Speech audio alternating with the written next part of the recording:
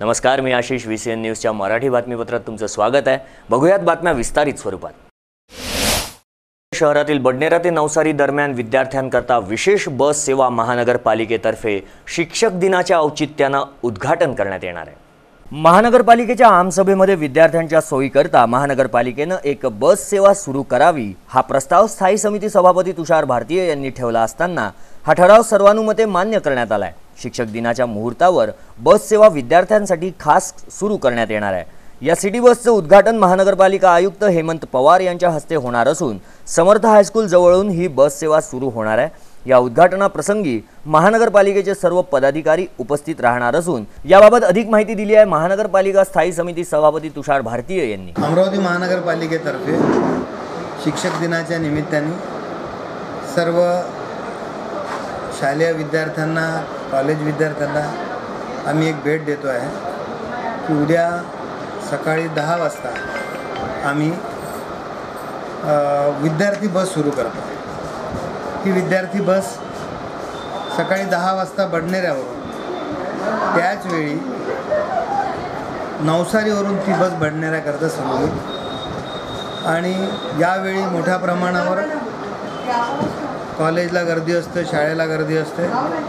त्याचवेळी सगळे ऑफिसेसला जाणारे लोक असतात आणि अशावेळी विद्यार्थ्यांना शाळेत जायसाठी गाडीमध्ये जागा मिळत नाही आणि म्हणून 10 वाजताचं टायमिंग आम्ही विद्यार्थी बस म्हणून ठेवतो आहे. बोर्ड राहील ती विद्यार्थी बस म्हणून, स्टुडंट बस, आणि ती मागे आणि पुढे ते लावल्या जाईल आणि नंतर मात्र तो बोर्ड काढून घेण्यात येईल आणि मग तो सर्वसामान्य. तसं महिला बसाचं आहे. महिला बसमध्ये महिलांना मोठ्या प्रमाणावर सुविधा झाली, बिनधास्तपणे प्रवास त्या महिला करतात, तशी विद्यार्थी बस. दिनांक 7 सप्टेंबर ते 16 सप्टेंबर दरम्यान किसान संघर्ष यात्रेचं आयोजन करण्यात येत असून एका पत्रकार परिषदेदरम्यान या यात्रेचा नेमका उद्देश स्पष्ट करण्यात आला आहे. डॉक्टर स्वामीनाथन आयोगानं शेतमालाच्या भावासंदर्भात उत्पादन खर्च अधिक 50% नफा अशी शिफारस केली आहे. केवळ शिफारस करून चालणार नाही, तर व्यापारी दलाल तो भाव शेतकऱ्याला देणार नाही. त्याकरता आधारभूत भावापेक्षा कमी भावात खरेदी केल्यास दखलपात्र गुन्ह्याची तरतूद केली पाहिजे. त्याचबरोबर शासनानं स्वतःची शेतमाल खरेदी केंद्रे सुरू करावी अशा अनेक मागणींसह आज पत्रकार परिषद घेण्यात आली आहे. या दरम्यान डॉक्टर स्वामीनाथन आयोगाच्या संपूर्ण शिफारसींची अंमलबजावणी करा, शेतकऱ्यांना सरसकट संपूर्ण कर्जमाफी द्या, शेतकरी, शेतमजूर व असंघटित कारागिरांकरता वयाच्या 60 वर्षानंतर पेन्शनचा कायदा लागू करा, त्याचबरोबर विशेष भूसंपादन कायदा 2013ची काटेकोर अंमलबजावणी करा, शेतीकरता नाबार्डच्या दरात 4% व्याजानं कर्ज पुरवठा करा अशा मागणीसह शेतमालावरील आयात कर वाढवावा, वन्य प्राण्यांनी केलेल्या शेती नुकसानी दाखल शासनानं 30,000 रुपये प्रति एकरनुसार भरपाई द्यावी, त्याचबरोबर शेतीला तारेचं कुंपण द्यावं, मायक्रो फायनान्सची कर्जे माफ करावी, बळजबरीने महिलांकडून वसुली करणाऱ्यांवर कायदेशीर कारवाई करण्यात यावी अशा मागण्यांसह मूल्य स्थिरता निधी शासनानं 1 लाख कोटी उभारावा अशा अनेक मागण्यांना घेऊन यात्रा काढण्यात आली आहे. यामध्ये सहभागी होण्याचं आवाहन या पत्रपरिषदेदरम्यान करण्यात आलं आहे.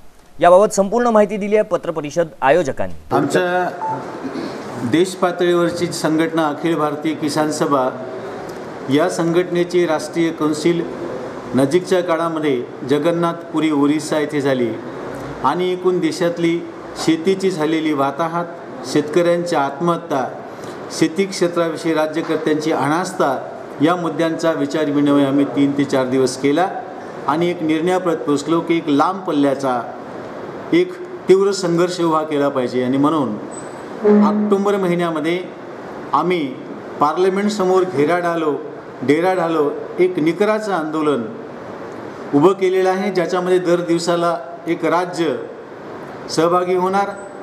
त्या दिवशी प्रत्येक दिवशी सहभागी होणाऱ्या शेतकऱ्यांची संख्या 1 लाखाच्या खाली बिलकुल नसेल. बिहारसारखे प्रांत, केरळसारखे प्रांत जेव्हा असतील तेव्हा ती संख्या 5 लाखापर्यंत गेलेली असेल. पण हा संघर्ष कशा करता नेमका हे जनतेपर्यंत पोहोचणे गरजेचं होतं आणि म्हणून आम्ही देश पातळीवर 7 तारखेपासून 7 सप्टेंबर ते 16 सप्टेंबरपर्यंत देश पातळीवरच्या संघर्ष यात्रांचं, किसान संघर्ष यात्रांचं आयोजन केलेलं आहे. या संपूर्ण महाराष्ट्रामध्ये 4 संघर्ष यात्रा निघेल, एकाच दिवशी निघेल, एकाच दिवशी संपेल. विदर्भव्यापीची किसान संघर्ष यात्रा आहे. स्थानिक सिपना महाविद्यालयातील टेक्नोझेन या रोबो वॉरचं आयोजन करण्यात आलं। दरम्यान सहभागी विद्यार्थी व पालकांनी याबाबतचे आपले अनुभव VCN न्यूज़शी बोलताना व्यक्त केले। रोबोटिक्स एवं ऑटोमेशन पर ध्यान, विकास एवं संशोधन के हेतु एक क्रिएटिव प्लेटफॉर्म के तहत समूचे भारत भर में चलने वाली टेक्नोझेन इस स्पर्धा का आयोजन किया गया, जिसमें 5 विद्यार्थियों के एक गुट को एक किट रोबोट दी गई और जिसके द्वारा 5 विद्यार्थी अपनी टीम के साथ एक रोबोट कार बनाकर एक दिन के विभागीय जूनियर स्पर्धा में हिस्सा ले सकते हैं।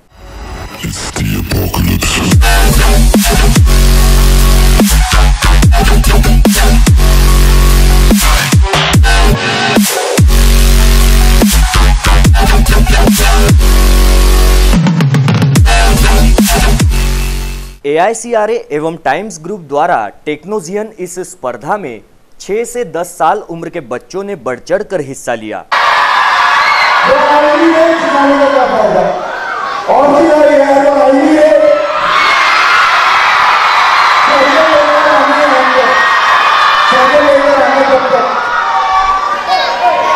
स्थानीय सिपना कॉलेज में इस रोबोटिक स्पर्धा का आयोजन किया गया। तो आइए चलते हैं और जानते हैं इन नन्हे बच्चों से कि उनका अनुभव कैसा रहा। टेक्नो7चे जे डिस्ट्रिक्ट कोऑर्डिनेटर आहे रोशन उके सर, आयट्रान्स अकॅडमी अमरावतीचे, हे आपल्यासोबत आहे। रोशन सर, काय प्रकाश टाकाल की एकंदर आपल्याला जे आपण आयोजन केलं, इतकं मोठं आयोजन जिल्हा स्तरावर करणं आणि त्यासाठी आपल्याजवळचं असलेलं मनुष्यबळ, त्याला लागणारा खर्च, त्याच्या मागे झालेली मेहनत आणि आज जवळपास 600 मुलांनी आपल्या या टेक्नो7मध्ये भाग घेतला आहे। जिल्हाभरामध्ये आपली महिनाभरापासून जी मेहनत सुरू आहे, एकंदरीत आजचं हे दृश्य पाहिल्यानंतर आपल्याला काय फलित झाल्यासारखं? ॲक्च्युअल म्हणजे आपल्या अमरावतीमध्ये इतकं पोटेन्शियल आहे की सगळ्यात जास्त इन्स्टिट्यूट, एज्युकेशन सोसायटीज आपल्याकडे आहे, पण मुलं काय करतात की त्यांना एक विहिरीच्या बाहेरच म्हणजे त्यांना तेवढ्यातच खेळू देतात, बाहेर पडू देत नाही। तर मुलांचं फक्त अभ्यासू वृत्ती त्यांचं वाढवायचं असतं। डिफरंट काइंडचे स्पर्धा असतात मुलांच्या मागे किंवा अभ्यास असतात, तर काय असतं की टेक्निकल नॉलेज त्यांचं वाढत नाही सर, जे फक्त त्यांच्या पुस्तकापुरती राहतं। तर इथं आम्हाला AICRA म्हणजे अखिल भारतीय रोबोटिक्स आणि ऑटोमेशन परिषदच्या मार्फत एक चांगली सुवर्ण संधी भेटली। त्यानंतर आम्ही ती आणली स्पर्धा आणि मुख्य म्हणजे आम्ही त्यांच्याशी आधीच बोललेलो होतो की इथे फक्त मुलांना त्या लेवलचं नॉलेज भेटलंच पाहिजे आणि परिपूर्ण तुम्ही जर बघत असाल तर इथे प्रत्येक मुलांनी फक्त 2 दिवसाच्या अभ्यासात आपल्या 3ऱ्या दिवशी आपलं एक रोबोट किट, अक्षरशः तुम्ही त्याला कोणत्याही विद्यार्थ्याला विचारा कोणता कंपोनेंट आहे, काय आहे, तो व्यवस्थित उत्तर देईल। तर सर हे जर 2 दिवसात होऊ शकते तर आपली एज्युकेशन प्रणाली मार्फत अजून काही आपण मुलांना अजून काही चांगलं नॉलेज देऊ शकतो। एक प्रश्न असा आहे की ज्यावेळी आपण हे सगळं अरेंज करतो, तर हे अरेंज करताना जेव्हा आज आपण इतक्या म्हणजे छोट्याशापासून सुरुवात केली होती, पहिल्यांदा आपण प्रत्येक 14 तालुक्यांमध्ये आपला प्रवास झालेला आहे।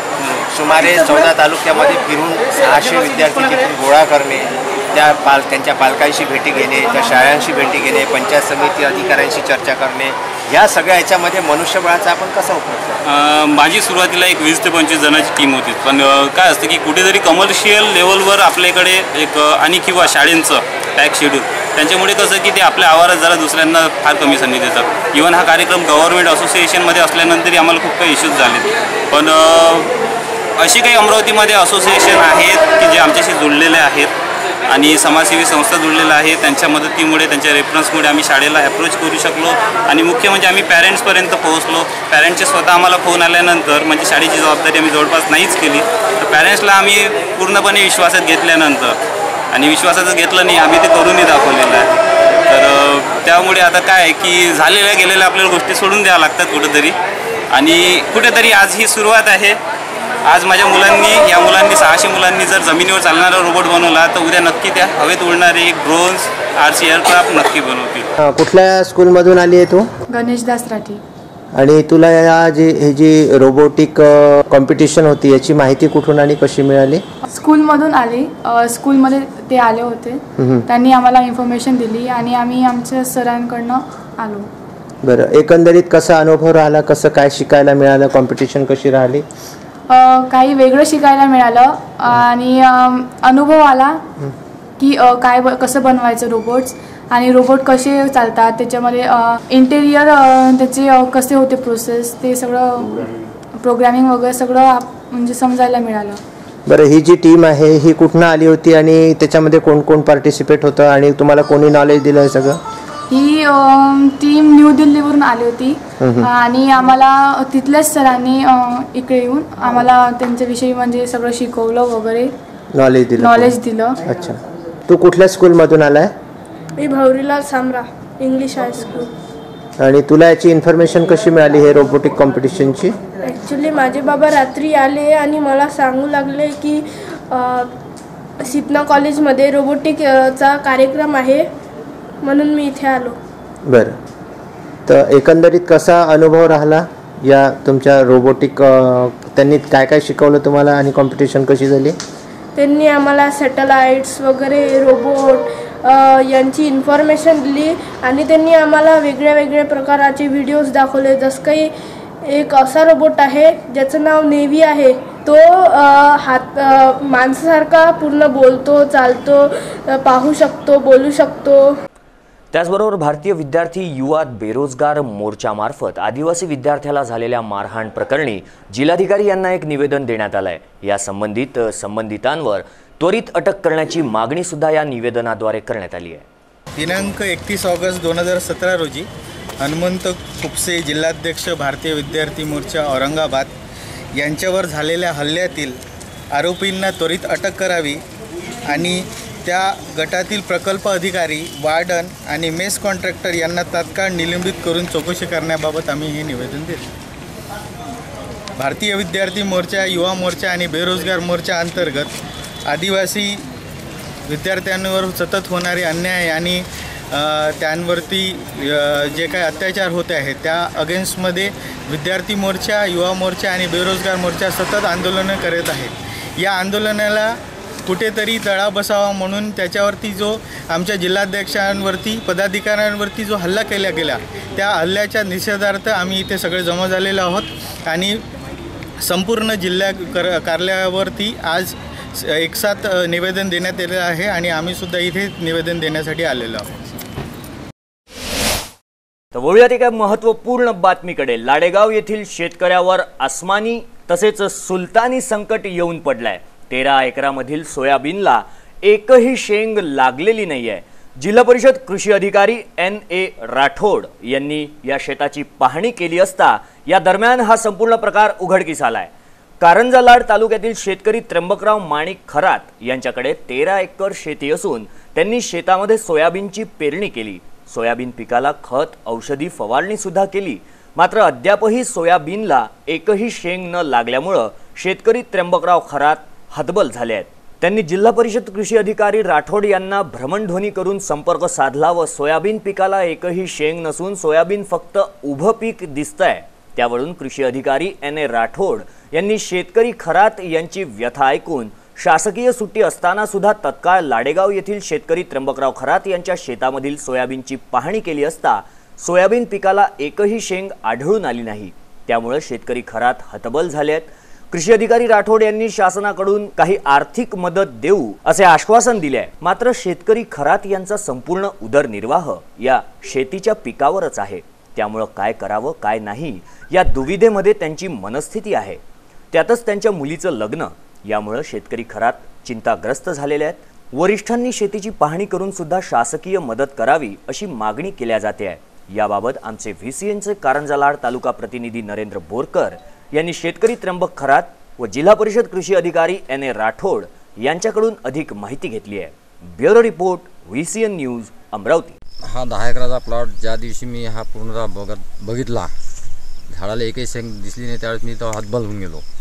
पण एक हिंमत ठेवून कृषी केंद्राकडे परतलो. झाडं सोबत नेले. त्यांनी 50% गॅरंटी दिली. पण मी म्हटलं त्यांना 50% तुम्ही गॅरंटी देऊन राहिले, ठीक आहे, वरचा जर पाऊस नाही आला ते तरी माझ्या पत्रात पडका, पण कमीत कमी ट्रायलसाठी तुम्ही जे मी 4000 रुपयाचं औषध आणलं तेवढा तरी खर्च निघू शकता का, हे त्यांना विचारलं असता त्यांनी मला सांगितले तेवढा खर्च काय 50% तुमचा फायदा होऊ शकते. मला एक सांगा, आता शेतकरी म्हटल्यानंतर त्याचं भवितव्य याच्यावर भरोशावर अवलंबून आहे. आता हे जर पीक आपल्या हातचं आज 3 लाख रुपयाचं मला उत्पादन होणारं क्षेत्र आहे, त्याच्यामधून 1 लाख रुपये खर्च केला म्हणजे 4 लाख रुपयाचा खिसा आजच माझा कापला. मी हेमराज राठोड, कृषी विस्तार अधिकारी, पंचायत समिती कारंजा येथे काम करतो. सध्या मी त्र्यंबकराव खरात यांच्या शेतामध्ये सोयाबीनची पीक पाहणी केली. हा जवळपास 10 एकराचा प्लॉट आहे. याची पेरणी 25 ते 26 जूनच्या दरम्यान झालेली आहे. पेरणीनंतर फुलर अवस्थेत हे पीक असताना पाण्याचा मोठा ड्राय स्पेल असल्यामुळं आणि ड्राय स्पेलनंतर अचानक पाणी आल्यामुळं जो काही झाडाला शॉक बसला त्यामुळं फुलगळ जास्त प्रमाणात झालेली आहे. आज रोजी पूर्ण 10 एकराची फिरून पाहणी केली असता झाडाला कुठल्याच प्रकारची शेंग दिसून येत नाही. तर हे होतं आजचं मराठी बातमीपत्र. मराठी बातमीपत्रात वेळ झाली आहे इथेच थांबण्याची. तुमचे प्रश्न किंवा तुमच्या समस्या तुम्ही आमच्यापर्यंत पोहोचवू शकता. आमचा पत्ता आहे VCN न्यूज कार्यालय, पहिला माळा, सावजी कॉम्प्लेक्स, रायली प्लॉट, अमरावती. किंवा तुम्ही आमच्याशी थेट संपर्क करू शकता स्क्रीनवर दिलेल्या या नंबर्सद्वारे. विदर्भाशी जुळलेले ज्वलंत प्रश्न अचूक, निर्भीड आणि बिनधास्त बातमीसाठी बघत रहा VCN न्यूज. नमस्कार.